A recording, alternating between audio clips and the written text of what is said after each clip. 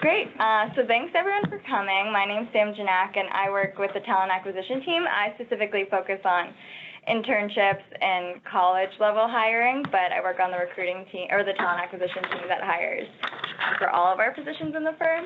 And then Bob Kuberski is also here, who's our director of global relationship management and a former Navy serviceman.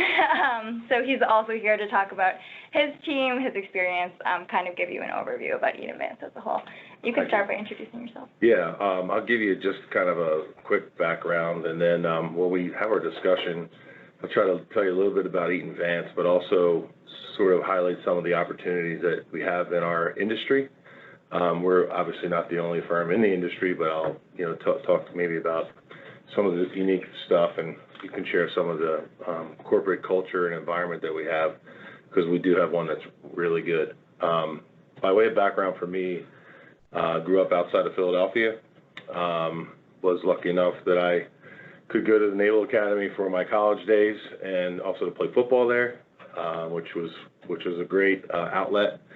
I was lucky enough that from that point to go and play in the NFL for a little bit after a 2-year active duty stint after graduation. That's not a very typical route, but nonetheless, that's my route, because you're going to look my name up at some point. I'm going to give you my card, and you're going to see it, so I'll tell you. While I was, after my rookie season in the NFL, I was drafted by the Packers in 1993, a little older than you guys, but I did an internship at Morgan Stanley and with a regional bank in Wisconsin, to just kind of find my way around maybe some ideas on what I might like to do when I was done playing football, which could be like tomorrow or 10 years later. You just never know. Really liked the financial services side and found that I really gravitated to selling. So I was spending time with a broker, working with clients that had monies to be invested, which was not my specialty, by the way. I'll talk a little bit about that in a second. But that turned into becoming a licensed financial advisor at Morgan Stanley in 1998. When I retired from the NFL, that's, quote unquote retired, meaning nobody wanted me anymore. I clearly kept working. So I went to work at a firm called Invesco. Invesco is a pretty large company. They sponsor Mile High Field in Denver, asset management firm like Eaton Vance for about 10 years. Took an opportunity to go to work to a small company, so sort of the other end of the spectrum, with a firm called Ridgeworth Investments, which was owned by SunTrust Banks, SunTrust Banks are like a Southeast super regional bank. They just merged with BB&T recently, if you may have heard of BB&T. And we bought and sold the company to a publicly traded asset manager called Virtus, based in Hartford. So that was a great day, but it was also my last day there. So I spent about 7 years there. And then that's what got me to looking in the job market for a new opportunity, which was Eaton Vance for a little over 2 years now. In my second role at Eaton Vance, we can talk a little bit about the different pieces of the industry. So I've done a number of them on the distribution side, we call it. I can tell you about that. But I work with the relationship management team at Eaton Vance. That's essentially our corporate relations between Eaton Vance and all the financial services firms in the U.S. So that's Merrill Lynch, that's Charles Schwab, that's Fidelity, that's all the names Morgan Stanley that you hear. We do contracts, we do operational issues, we do research coverage for their analysts that would suggest our products in their portfolios. We do some conferences because of that, which isn't the funnest part, but it's a necessary evil. But anything that has to do with our corporate relationship, it gives us the opportunity to sell our products on their platform. So their financial advisors will use our products with their clients as they invest for, usually retirement or some other goal. So that's my background. Quick math: I'm 48, going to be 49. I'm in my third career here. This is only my third firm. Eaton Vance is a great one from a culture perspective. I can just give you kind of a high-level overview. By the way, you can ask me questions about anything you want. Like, we can talk about the Super Bowl later if you want. We did go to 2 Super Bowls when I was in Green Bay, back to back, which was cool. I didn't bring my ring; it's at home in the safe. So I'll just tell you a little bit about Eaton Vance. We're about a little over $500 billion in assets. we do those largely on behalf of individual investors through financial advisors. So, you could have a 401k and you could buy our products in there. You could have an IRA and you could buy our products in there. Those are just wrappers where you can buy asset management. But about a little over $500 billion. We're definitely not the largest asset manager. I think I saw the other day, like Vanguard has like $3 trillion, just to give you some perspective. But 500+ billion does make you a large asset manager. And then, the firm I used to work with, for example, was only about 50 billion. Invesco's probably up there, in that 1 to 2 trillion range. They bought power shares, which are ETFs, which some of you might know a little bit about ETFs, back when I was actually still at the company, and that's been a big growth engine for them. So we are large. We're not the largest. Based here in Boston, go back to 1924. Everybody asks me what Eaton Vance is named after, and I'm like, Mr. Eaton and Mr. Vance. They, formed a firm, and some of the names changed and dropped off over the years, but Eaton Vance is an old, stodgy bond shop from the 1920s. Today, we've highly evolved that. You see, we have mutual funds, separately managed accounts, institutional, and then investment counsel. Everybody pretty familiar with mutual funds, pretty simple. Pooled investment vehicle, right? You have shares that are offered continuously. Essentially, anybody can buy them. We again do it through a financial advisor. Separately managed accounts, those are sort of the big brother to mutual funds. They are where you hold the securities directly, whether it be bonds, whether it be stocks, or some combination thereof. You control your tax picture inside of a separately managed account. That's a huge part of our business. We have about 130 billion in separately managed accounts. We are the leader in the industry in separately managed accounts. So a little bit more eclectic vehicle. Institutional is just what it sounds like. Pensions, trusts, endowments, those types of things we call institutional, but they buy our asset management in those relationships as well. More in the separate account status than the funds, but sometimes it is funds, depending on investment policy statements, what they call for. And then investment counsel is, we have this neat little business. It's Eaton Vance Investment Counsel, but essentially we're running money for clients. So we are sort of the advisor in this case. And that's a neat little growing business for us. We have a partnership with Charles Schwab in their strategic advisor network. We're one of the companies that gets referred to for high net worth clients that come to work with Schwab. They provide advisors at Schwab. If you'd like, you can do it yourself. You can have their proprietary in-house advice, or you could work with someone like Eaton Vance Investment Counsel who will do the planning and implementation for you. So those are our sort of a little bit about the different ways we do business at the firm. We don't have to necessarily go slide by slide. That's sort of a little bit about the growth of our company. We started out as a $50 billion shop, at the beginning of the, new millennium, and now we're 500+ billion. We have great growth there. I think because of our willingness to be, to sort of think outside the box in terms of product development. We have some things that, the one product we have, we're the only one that has it. Another product we have, we're one or two people that have it. So we have been a little bit eclectic in our product set. What's going on in the world of investing today is, a trend away from active management to passive management. Passive would be the ETF space largely, although there is some active in the ETF world. Costs coming down, so a lot of regulation, especially started really 2001 to 2003 when the tech bubble happened to the markets. And it got amplified even more in 2008 and 2009 when the financial crisis occurred, and people really started to pay attention to what they owned, because knowing what your counterparty risk was, but also around the cost, and things became much more and have and will continue to become much more transparent. So we've been really good around, again, a little bit more eclectic product set that doesn't just rely on active management. Some peers are not doing what we're doing because of that.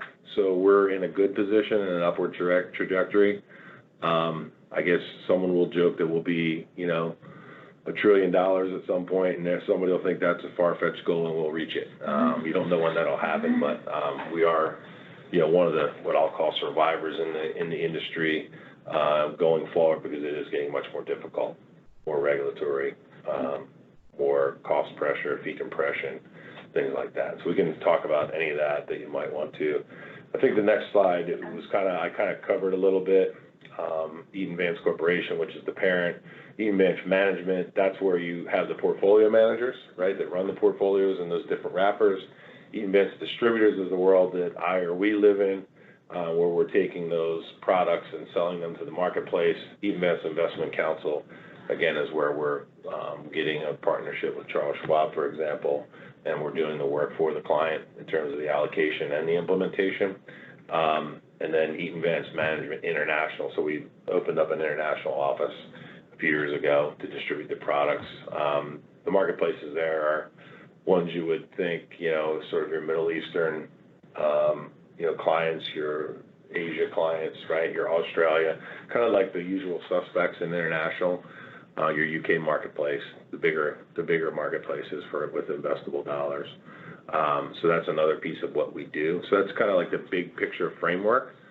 When you look at that, there's a lot of opportunity in terms of what you might consider in the field. I mean, it's weird because my first job in the industry on the distribution side, which is where I reside now, not when I was a financial advisor at Morgan Stanley, was around field sales. So I was working with financial planners in an assigned territory, representing our own product set and working with them and their clients to find the right solution.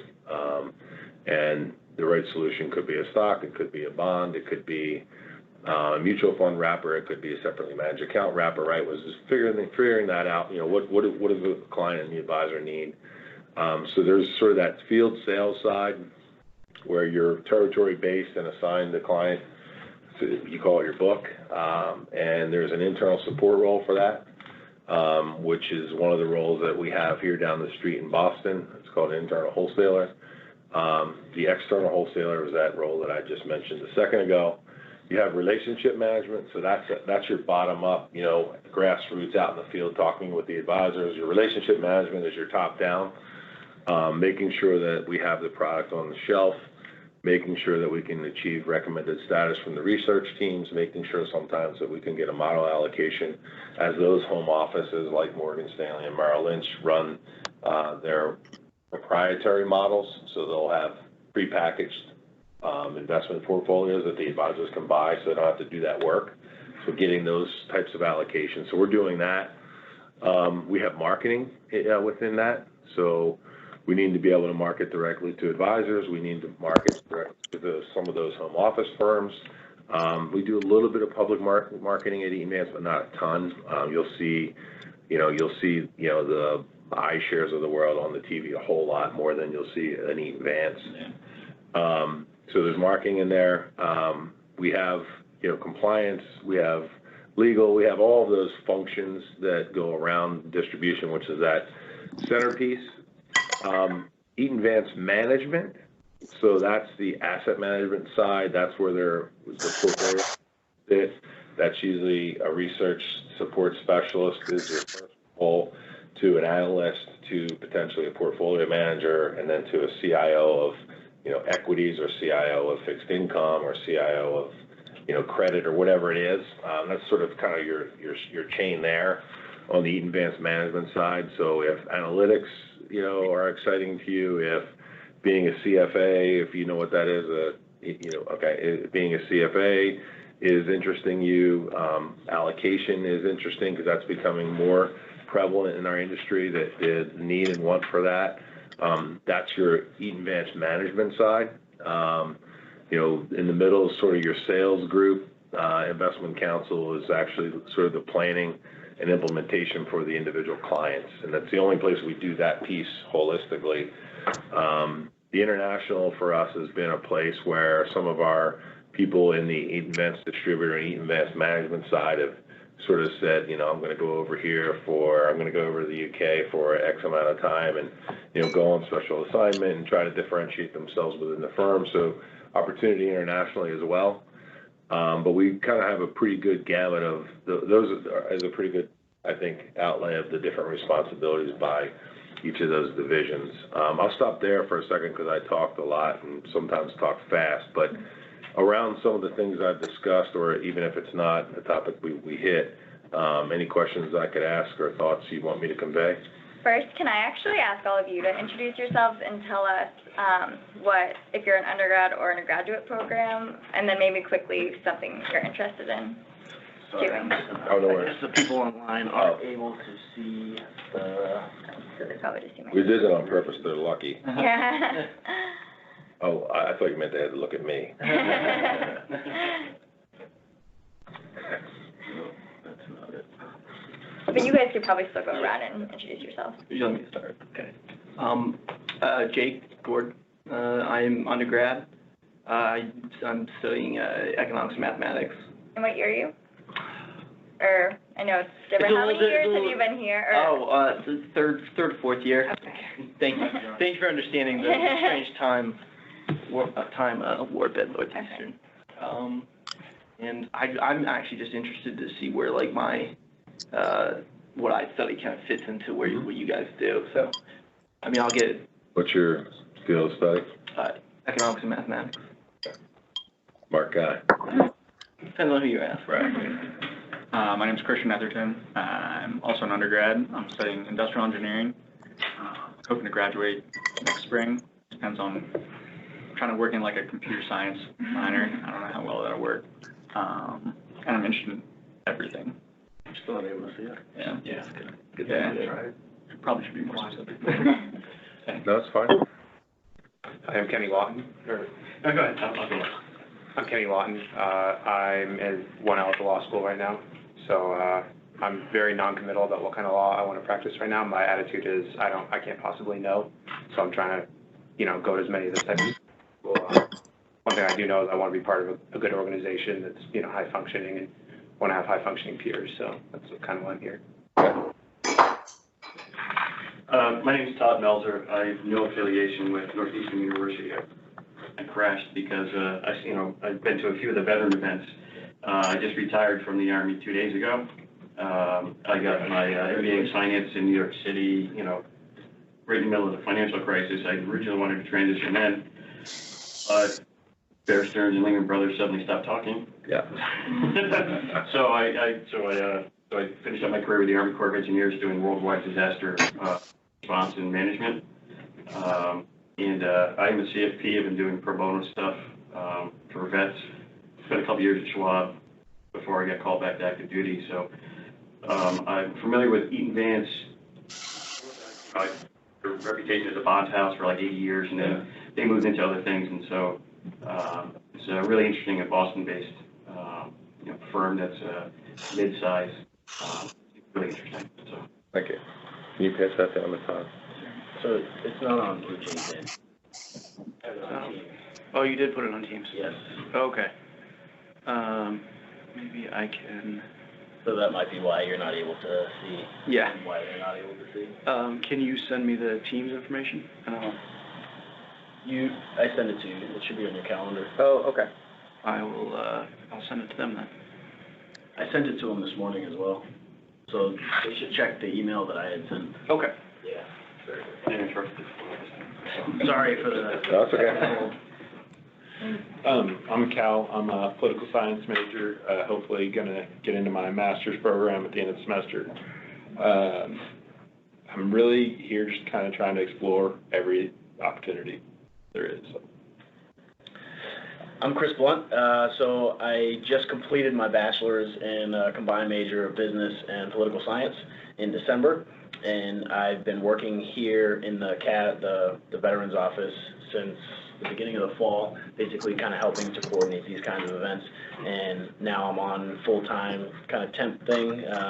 So just kind of trying to continue to connect veterans with local companies that are looking for veteran talent. And I think these are a good opportunity and really appreciate you guys coming down.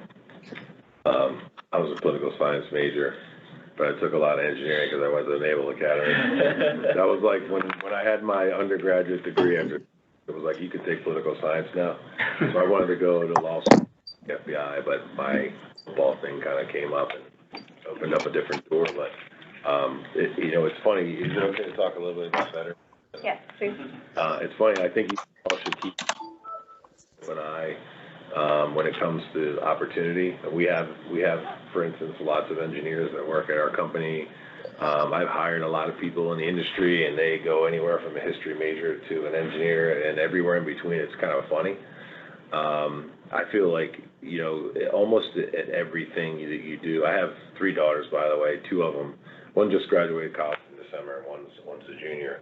The other one's in high school. But I tell them all the time, like, you have to be able to sell yourself, no matter what you do. So, like, today, if you go to a dentist, they try to sell you, like, Invisalign and whitener and, fluoride treatment because your insurance doesn't cover it. And if you're a lawyer, you could interpret the letter of the law better than anyone. But if you didn't really have a way to sort of paint the picture in your client's mind that you wanted to be you were a good lawyer, they might go somewhere else, right? And you never get to do it. And it's almost everything has a little bit of a sales to it, I think. Yeah, self-perpetuating. So, some of it's interesting to see some of the different fields of study, but definitely keep your mind open. I'll tell you, we had a Coast Guardsman last year as our summer intern. Sean was with us in our group.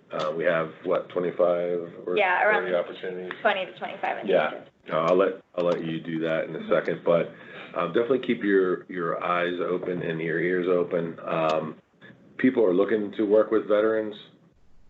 It's funny because in our field, and we do have, I talked about kind of the big buckets, but we have a lot of different roles, right? You talk about like legal, for example. Legal and compliance is a growing and big part of what we do. It's not just about the distribution and not just about asset management. We can't, in fact, do either of those if we don't have good legal compliance, because we'd be in trouble, right? So keep your eyes open. Military people are interesting. You have a very unique skill set. You've differentiated yourself, I think, right when you walk in the door, to be honest with you, because I have interviewed some people that are 22 that, went to high school and then they graduated from college, and their maturity level is a little bit different than someone who goes through a military experience and then through college, right? So I would say that people are eager and anxious to talk to you. As you know, being in the military, folks that are in the military are a very small part of the population, right? So think about, like, it even makes you a smaller subset that you went to the military and then to college on top of that. So I think there's lots of folks that want to have conversations. What I see as being like the disconnect, and having friends that, usually our path for the Service Academy, in our case, is Navy, same with West Point, Air Force, whatever, is, you graduate, you go on active duty for 5 years and you can get out, or you make a career and whatever, right? So there's all different kinds of viewpoints on that. But whenever the transition occurs, regardless of how long the active duty time, I think veterans a lot of times find themselves not really knowing exactly what they want to do.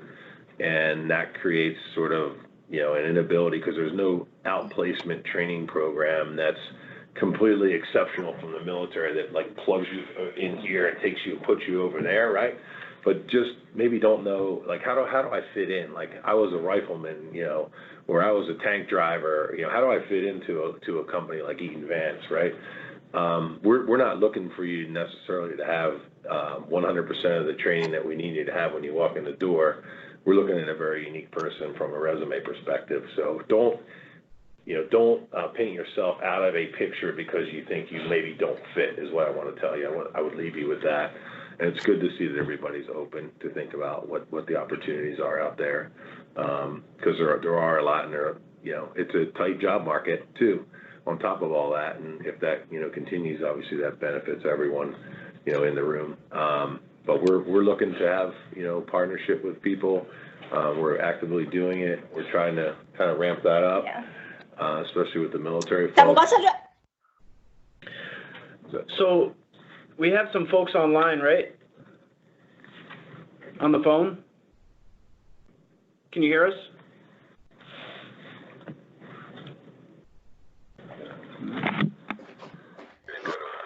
We didn't go to a stealth mute, did we? That happens in our conference room all the time. The light goes Talk green. for like an red. hour and then all of a sudden like. No one here. Microphone off. Yeah, I can see it's muted there on the screen. Yeah, it's off on the computer because we're connected. Oh, to the phone. okay. We're on the- Yeah. we're on the line. Otherwise, there would be a feedback loop Yeah, through yeah. the speakers in here. But I was hoping to maybe do some introductions to the folks that might be on the line, but, If this doesn't work, you can always give them my contact information. Absolutely. And ask their questions after. Yep. Is it okay if we took, just to see if there's any questions from me, and then you can Definitely. does anybody, fire away on anything, by the way? Yeah, I just, the industry has gone through and is going through a lot of changes. There's a lot of cost pressure, there's a lot of performance pressure, there's a lot of, passive was and is big. Even John Bogle mentioned, hey, there's too much passive because now the shareholders aren't voting and holding companies accountable, all this other stuff. But a lot of the smaller firms are going to succumb to lack of economy of scale and cost pressures. And the big ones, everybody feels are going to survive. How does Eaton Vance, I mean, you're not small, you're not huge. I mean, you're big. I mean, $500 billion is big. But like I said, $3 trillion at Vanguard, $1 trillion at Fidelity, a couple trillion at Schwab, although it's not all managed. How does Eaton Vance fit into this? You explained some of it, but can you go into a little bit more detail about what you see 5 years from now at Eaton? Yeah, I mean, if your $3 trillion is priced at 9 basis points, and your $500 billion is priced at 30, there's a calculation you can do, right, to see what that looks like. And then it's, here's my revenue, and then here's my cost, right? So what does that look like? So that's important, just in the big picture. So I would tell you, I talked about being a little eclectic. I talked about not simply relying on active, right? We have charitable products, which are for folks that are on the high net worth side that are looking for, deductions, right? Or just to generate an income stream that, has qualified dividend income versus ordinary income, right? So we have sort of a charitable side, which is a good piece of the business for us. We have, we call it the alternative side, but exchange funds. So there are only 2 companies that offer exchange funds. We're one, and we're the one that's been longest and continually operating, which is a very good franchise for us, about $3 billion in sales last year. But that is essentially folks with concentrated stock positions. So, my dad worked at Coca-Cola for 40 years, and he has X amount of shares at $2 a share, and it's 300. What do I do with that, right? Other than just sell it and have a huge tax bill. So we take that basket of securities and we give you back a like dollar amount of a diversified portfolio. That's why it's called an exchange, but there's tax. Which is a not taxable amount. Correct. So exchange funds are an eclectic piece of what we do. Our separately managed account business is differentiated, but I say that with a caveat because everyone and their mother is going to be gunning for us because we're the biggest. And it's not something that can't be duplicated. So we have separately managed accounts that use ongoing tax loss harvesting to generate alpha in terms of return because of the tax loss harvesting feature where you can use that to offset gains, right? So that's a little eclectic, but under intense pressure. And then municipal bonds are a big one for us. So our muni ladders in SMAs, so laddered municipal bond strategies, that's also will be under attack because it's not impossible to replicate because we have about $40 billion there. So because of that, now we have actually combined those 2 separately managed account franchises. We're creating scale and efficiencies that our size gives us the benefit in this case in the SMA side, even though we don't have $3 trillion in assets overall. We are the largest provider of SMAs, so we get some size and scale benefit out of that. The ability, though, which is more exciting, to be able to package all of those things, maybe in an income-producing vehicle down the road, is what excites me. We have a non-transparent strategy called Clear Hedge and Registration right now, so which is a way to kind of combat passive and indexing in the ETF space. So it's actively managed, but you don't have to disclose your holdings. Which is a new feature in the marketplace today. So we have a lot of things that make us very competitive. I call it the run rate or the average fee rate of your assets means a lot. We definitely don't shoot to be necessarily the low-cost provider. We don't do anything that's really would really be fit in that world right now. We will eventually, by the way. We're looking at things like ESG, so socially responsible investing, environmental, social, and governance. You had a subsidiary. We bought Calver. DC, right? Yeah, we bought Calver in 2016. Took them from 10, well, they had 12 billion and then redeemed their 529, but 10 billion to well over 20 now in a couple years. So that's a window for us. That'll be differentiated. Larry Fink from BlackRock came out and said it'll be in everything we do, and when that happens, it happens. So we're already moving there. And the interchangeability of tax loss harvesting, ESG screens, separately managed accounts, customizable, right? We're in the driver's seat. So I think you can be big and be a scale player. You can be sort of that eclectic or that differentiated, right, where we have those very specific capabilities. And I also think you can be small and nimble, where you could be very specialized. When I say that, I think like Matthews Asia, they just do Asia, right, and they do it really well. They're not going to be a $3 trillion asset manager, but it doesn't mean they can't be around.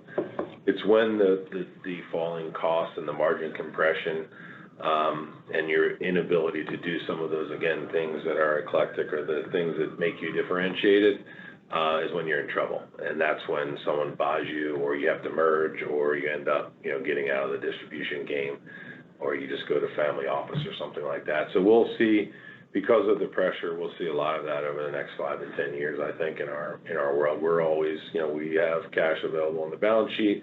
We're always looking for new and different things, which we've shown have had a history of doing in the past, and will continue to be, looking for in the future, but for the right price. As an outsider, I mean, to me, it seems like there's way too much focus on trying to drive down the cost versus providing the service, a unique service for people willing to pay for high quality service, right? So, these other firms are kind of like chasing down the zero commission, all this other stuff. I mean, it's a different market, but I don't want to monopolize time, but I mean, can you tell me a little bit about your day in the life of somebody who works in distribution? Yeah. It's different all the time, I know, but it is a crazy day. To me, it's like sales, so, but it's more than just running numbers. Like, how are you building a relationship? What do you spend your time doing? Are you doing 100-hour weeks and traveling a lot? Or are you doing 60-hour weeks and home for dinner a couple nights a week type of thing? Yeah. I'll give you a little tidbit on your first point, too, about service and pricing. So a really recent and relevant example is our municipal ladder strategies. We sell them at 16 basis points. BlackRock came into the marketplace with a product at 10 basis points that proclaims to do the exact same thing, although we all know it doesn't, but that's not what they're going to tell the advisor. We're going to say, we do it for cheaper. We're 10 basis points and you're 16. When in fact, when we do our tax loss harvesting, we provide 20 to 30 basis points of performance right there. We can customize with ESG. We can do state-specific, credit quality specific. We can do whatever you want, right? You got a whole bunch of menu items, right? It's like customizable. That in fact, we said, all right, we're 16, we're not 10. And we're the number one provider of SMAs, and there's a reason why, and we'll give you our value proposition. So pricing still exists, the ability to maintain pricing or to not cave to that, but you in fact have to do something that justifies that cost. So we can make up 6 basis points annually like that. You just need to show people sometimes. Day in the life, so if you're an internal sales specialist, it supports the external wholesaler in a territory working with FAs, 8:30 to 5, spend a lot of time on the phones, proactively making calls, supporting the wholesaler out in the field. You're sort of, Mr. Inside and Mr. Outside, so to speak. The mutual fund services role kind of rolls up or kind of tees up to the internal sales specialist. So there's a little bit about that in here, and I think you can talk about that. The external wholesaler, you're the tip of the spear, and you're the face of the company to the financial advisors in your territory. it's usually Monday through Friday with an office day on Friday typically, but not everybody chooses to do that. So 4 days on the road. If you have a drive-by-car territory, you're lucky. If you have a plane territory, you have a plane territory. Very good income potential there. Working in relationship management, sort of we're at the home office. We're stationed here largely. We have a few folks in New York. Last week I was at 4 firms for 5 days. This week I'm at 1 firm for 2 days, and here are the next 3. But I'm also in, my team is 18 people in total, including myself, so I also have the leadership part. So it's not just, I'm not just assigned accounts. I have responsibility for the group that has all the accounts. So a little bit different than a relationship manager, but they're working with their 1 or 2 usually designated firms out of some of the names that I shared with you earlier, and trying to provide everything they need on a corporate level. You got some mix of like 8:30 to 5, in the home office every day, and some mix of like, hey, it's 100% travel and everywhere in between in our world. So we run the gamut. Anyone else? Yeah, I do have a question. So I'm in the process of applying for my first legal internship right now, and so are a lot of my peers. We've been kind of talking back and forth, sharing how it's been going, and the experience has been you send out 30 resumes, maybe you get 3 calls back, and we all have competitive resumes. Yeah. So I'm wondering, when you're looking at that type of thing, like a resume or cover letter, like what are you looking for that helps you discern between the stack that you're looking at? How do I get my call? How do I up the calls back? It's hard because I've read so many, like hundreds and hundreds, I think, and you probably dwarf that, but like I almost don't look at I don't necessarily look at I got this major and I'm a 3.8 of a 4.0, but please put that, put all that, don't not put it, but I'm kind of like, okay, you're like everybody else, why are you different? So it's very hard to read between the lines. Obviously, you guys will have the military part, which would be a differentiator for me, maybe because I'm just partial, maybe because I think it means something, right? Sometimes it's sports or athletics, where, the teamwork part, the commitment to excellence, right? Having it not be an 8:30 to 5 job, right? I want someone who will go the extra mile and the job's finished when it's done, not when the clock ticks, right? There could community service activity, volunteerism. I've had lots of different stories where you'll see something on the resume and then you go, let me ask them about that, and they're like, well, my younger brother has autism, right? And they'll go into this whole project they do, and I'm like, wow, that's different, right? So those types of things, I would say that when you have your extracurriculars, which are largely at the bottom of the resume, right, and your schooling and your whatever, don't not put something on there that you think, this doesn't really apply to this job, because it's really a connection that you're looking for. You're looking for just something that kind of pops off the page. And as far as differentiators, I think, there's a whole bunch of different ways to differentiate yourself. Again, for you guys, military would be one that would just really pop off the page to me. Right.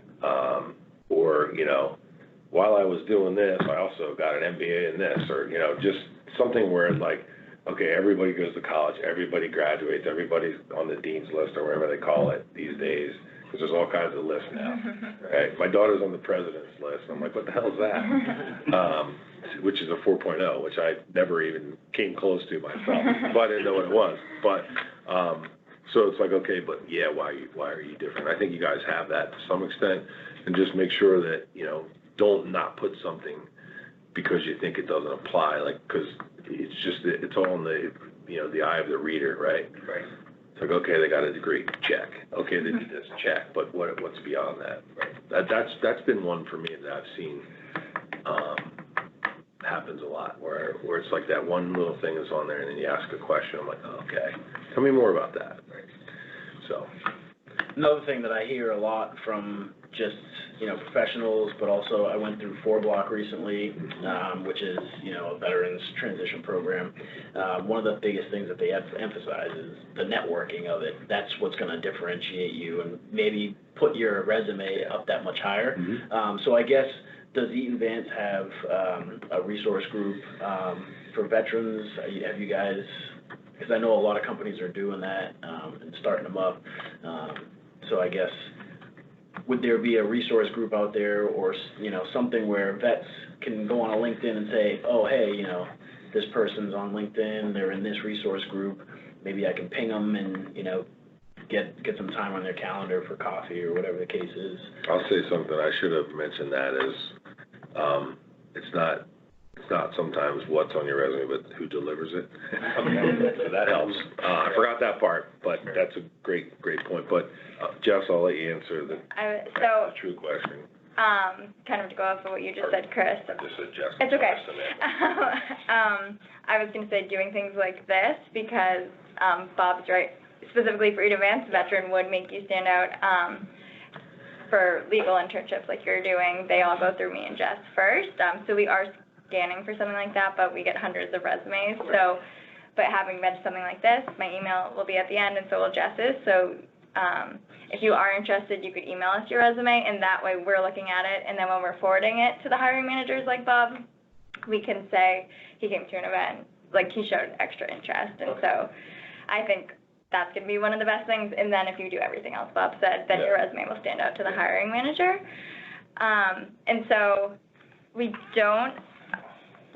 have a little more information about the culture. And so these are for diversity and inclusion employee resource groups at Eaton Vance. And as you can see, we don't have one for veterans at the moment. So we hired our first ever Chief Diversity Officer, Ingrid Jacobs, in May 2018. So this is still a relatively new initiative for Eaton Vance. It's something we're definitely focusing on. The 4 groups we do have are multicultural, Pride Plus, which is for LGBTQ, allies and people who identify as such, the Women's Leadership Exchange, and a Young Professionals group. And so depending on your age, Young Professionals group might be a way in.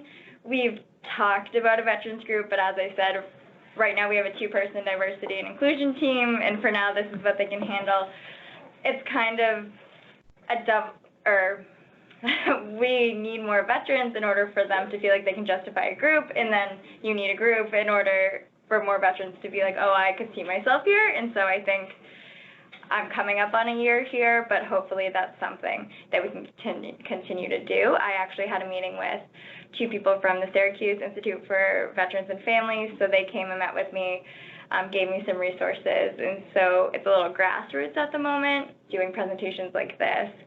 As Bob mentioned, Sean, I thought his intern Sean last year was so impressive. I got to sit in on his final presentation, and the maturity, the work he did just blew me away. So we value that and we understand it, but right now, diversity and inclusion is a way in, and we certainly count veterans as a diversity initiative. There's just no formal group. You just gave me something to work on. Sorry for putting you on the spot. I mean, it's not going to be my job. I'm going to talk to as many people as I can about it. And that's great because, I mean, I've talked to you about it, but I haven't even been here a year, but I'm sure when Bob talks to people about it, it has a different, and I know John Shea, who has FR Technology, he's also a veteran, so. John Shea is a retired Navy captain. Bill Reardon was a SEAL. We've got a few people that are starting to trickle in that came from, the military world that didn't start in our industry. Are you guys familiar with Veterans on Wall Street, CAVS? It's a New York-based organization, and every year they have an event at the Intrepid, and they've got, like Goldman Sachs is part of it, all the big firms, whatever, but there's a online and a LinkedIn group you can join, and there are people up here who are part of it, but there isn't in Boston. It's not like a chapter, but there's a lot of good information there and a lot of, contacts. Everything starts in New York. I have a conversation with a guy down in Columbia that I met through, an event that he's part of that, which is interesting. I keep in touch with him. And now and again, I think he's going to be a next year candidate, but same kind of thing. You just got to find the pockets. It's not as established here. Everything starts in New York, obviously. Yeah, you mentioned that I'm a Columbia alum, and I didn't know about, the veterans efforts because I was there a decade ago. But yeah, there's a lot of you have to kind of start in New York, do like phone interview, just informational stuff, and then say, hey, do you have anything up here if you're looking for up here. I mean, step on. No. You're good. I know you have a meeting to run to. Yep. Okay. So, I'm gonna tell her I'm gonna be about 15 minutes late. 'Cause okay. I forgot what time it was. I talked too much, but thank you. So I gave everyone my card. I sincerely mean you can email me, or call me at any time or text me. I do a lot of texting, it's easier, faster, but, my cell phone number is on there. And even if it's not about Eaton Vance, even if it's not about our industry, if I can help in any way, you know, you can use my LinkedIn stalker page and find somebody that can connect you to something, whatever it is. It's always out there if you need some help. Awesome. All right? Yeah, thanks for sharing your backgrounds and, you know, listen to our spiel. Yeah. I appreciate it. Thanks for having me. Thanks for coming. You're in great hands. See you, Sam. Bye. Nice meeting you, thank All you. right, see you. Thank you. Does anyone know what time it is? My watch hasn't synced up. I assume it's not 9:57. It's a little bit about like almost 10 of 1. Okay. 5 of 1, we should talk. So we could spend this time how you want. There's more. I'll really quickly just go over the last couple of slides. So these are our core values. The 6 cornerstones, as we call them, make up our logo. Pretty standard. Most companies, if not all companies, have a mission statement. But like I said, I've been here for a year. I worked at Boston University before. I worked in nonprofits and high school before that. And so this is something that really mattered to me when I was choosing an organization and deciding to switch to the corporate world. And I really do feel like Eaton Vance embodies all of this. And something that's really great is that you can see excellence is one of them. And so we are really successful at what we do, but that's not enough. And so if someone who works here might be an excellent portfolio manager but doesn't fit with the values of Eaton Vance, then they don't last very long. And that makes it a good environment to work in. Also, these 6 core values are the first part of every single person's performance evaluation, from mine to Tom Faust, our CEOs. So you get graded up to all of these, which kind of keeps people in check, or, as I said, gives areas of improvement if you're not up to the standard. Well, it's kind of familiar. I think all of us have gotten our evaluations pretty much mirror this, you know, Yeah. in some respect, especially with the integrity and the excellence. So and that brings up a good point, as Bob mentioned, of trying to stand out. I always say the research you do on a company, you can find this on our website, and so it's impressive if in your cover letter you write maybe why you match a couple of those, and even if and I almost call it like a cheat sheet, but in job descriptions, it tells you exactly what we're looking for, so show us why your skills match that, and that's a good start. This is just a small amount of the companies we give back to. Like I said, my background's in education and nonprofits, and so this is also really big for me. Charitable giving is huge. We're really involved in Best Buddies, the Jimmy Fund. I plan 6 community service events for our interns and co-ops a year. I read to a child in East Boston every week. Endless opportunities for volunteering, and I actually get to work with all the nonprofits I used to work for, so it's been really fun for me. This is just a picture of some of our interns and co-ops. We go to Thompson Island and clean up. Rosie's Place, we cleaned up the Greenway. We go to the Boys and Girls Club. We're going to Cradles and Crayons, which is in Brighton. I already showed this page. And our building is the tower with the pointy cone on top. These are some stats, more undergraduate focused, but we're on the Boston Globe's top places to work. We've been on it 11 out of the 12 years that the list has been running. I was able to go, it was at Big Night Live, a club by the North, and this year, so we got to go to the club and receive our award this year, which was fun. So we're on the list again for 2019. Why do you think that you guys are always on the top? Like, what everybody says, we got a great culture, right? So you're actually executing it. What? So, like I said, I feel like I especially was judgmental because I was not financial services trained or corporate. I had no experience in the corporate world. So if it didn't live up to that, I wasn't going to be happy there. I think it starts from not only the community service, like I said, but the emphasis on learning. We have a whole learning and development team, and I know for me, nothing makes me want to work harder than knowing that my company is going to support it. So even though I'm not in a financial services position, I'm obviously in the financial services industry, so they're paying for me to take, the CFA Society has a investment foundations course, so that's helping me learn about the industry, and knowing that they're paying for that means that they have faith in me, and I feel like that's across the board. That's one thing I just doing a little bit of research was Eaton Vance has got one of the lowest turnover rates in financial firms in Boston and in the rest of the country.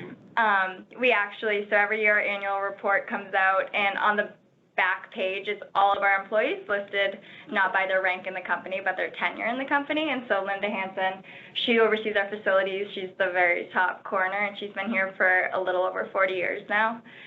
And she has many people following her with 35, 30 years. I think the average tenure is 7 years, but a lot of our leadership has been here for quite a while. This is an internship opening we have for undergrads, so might appeal to some of you, and that would be on a team under Bob. And so most of our summer internships are filled. We do a lot of it in the fall, but this team is specifically looking for a veteran, and so that's why it's been open. This is posted online.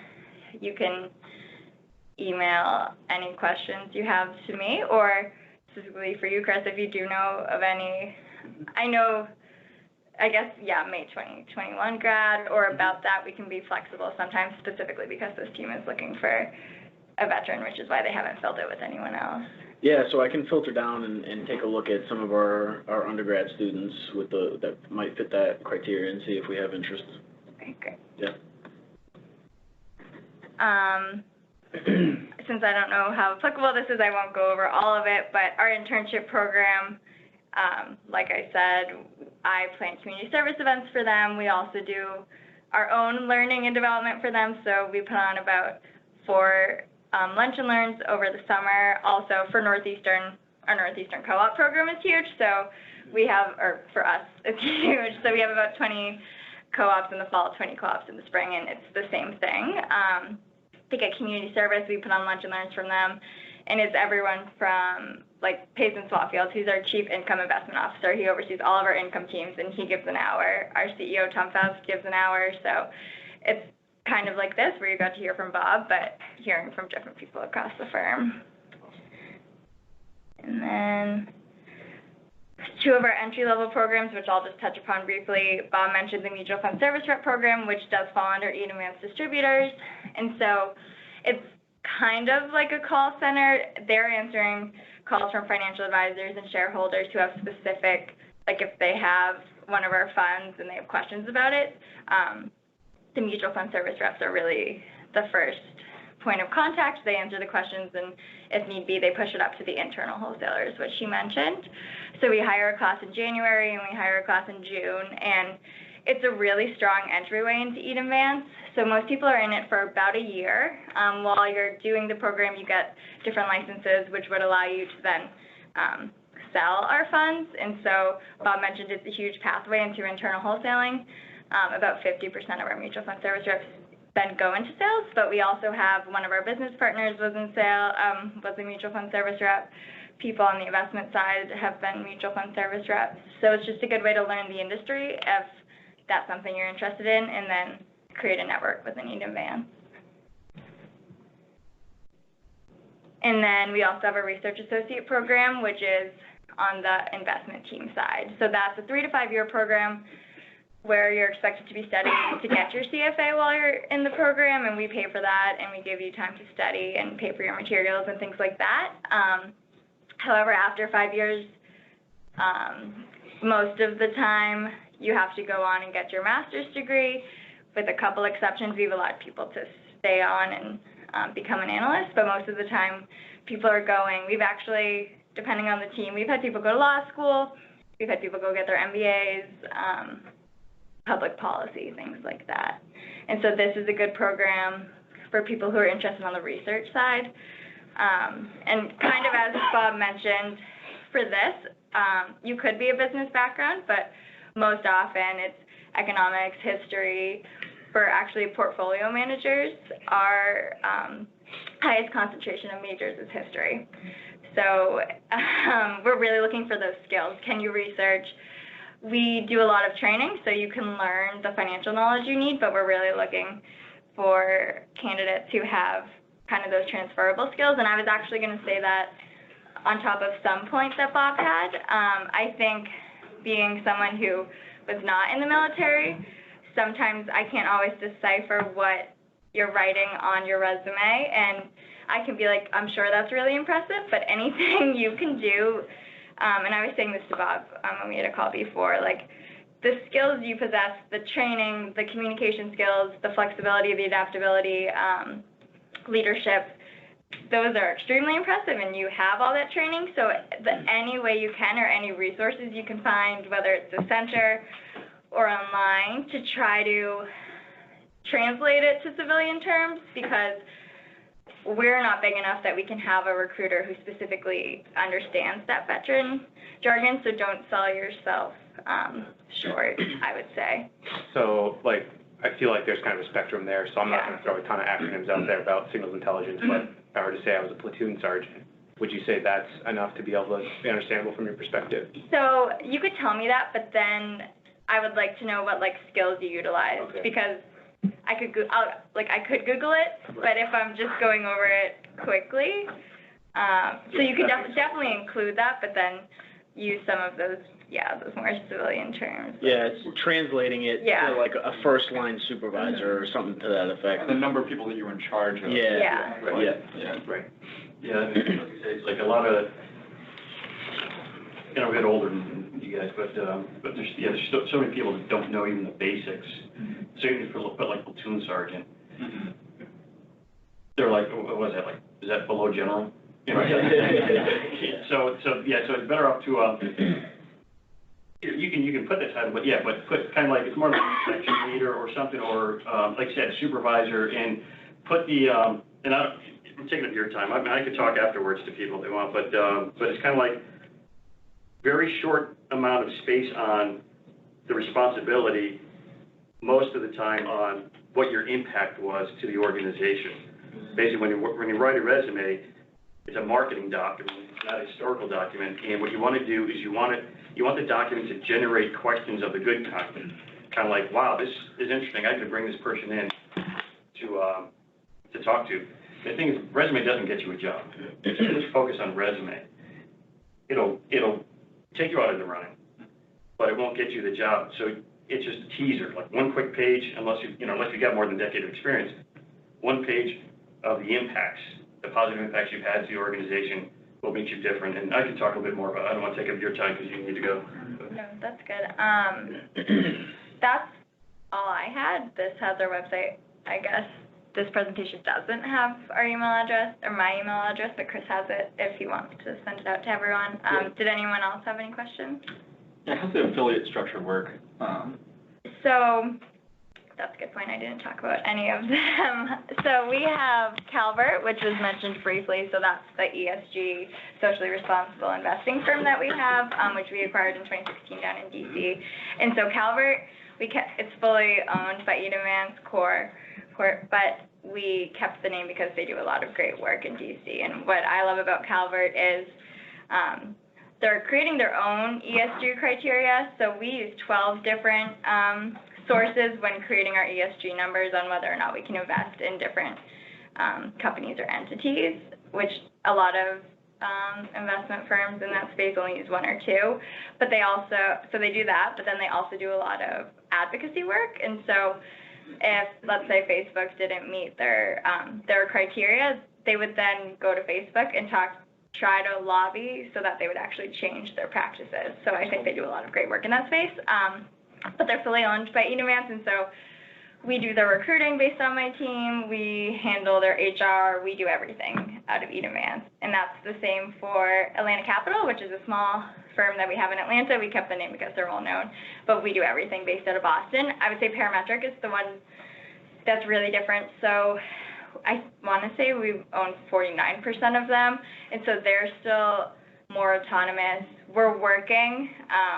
We just kind of merged our benefits, so it's similar, but we actually just shifted a lot of our operations teams to parametric, and they don't have officer titles. So people that were VPs here that now are in parametric, they don't have it. They don't get our stock awards. So there's some differences.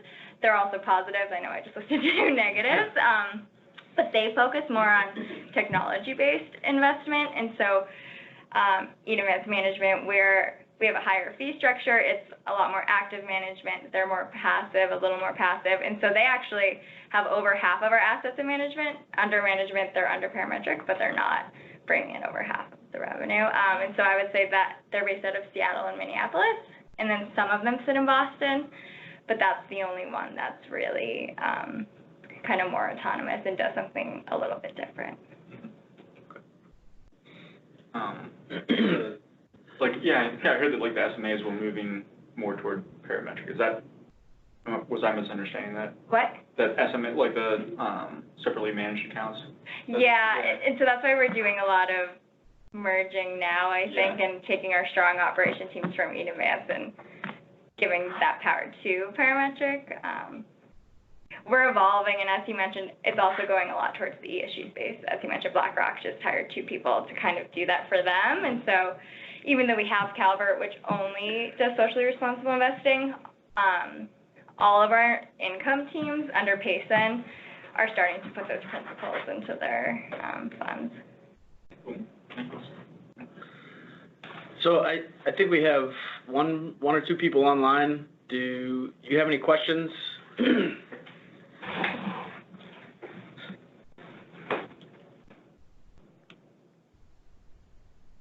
Jeffrey, did you have any questions before we end the meeting?